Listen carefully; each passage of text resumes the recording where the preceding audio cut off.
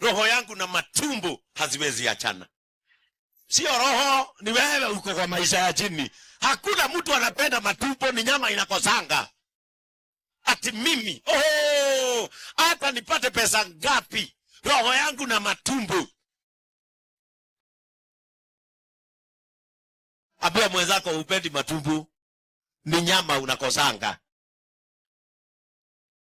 Hiyo maisha tunaiondokea katika jina la Yesu.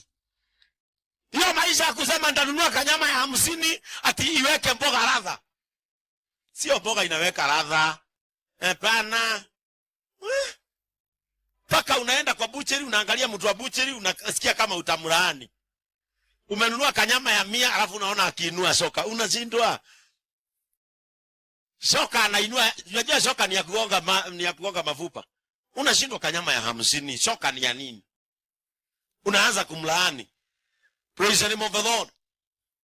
Ni lazima tukubali ya kwamba katika maisha hapa juu ambapo nataka muende, kuna mahali ukifikishwa na Mungu hautangangana tena.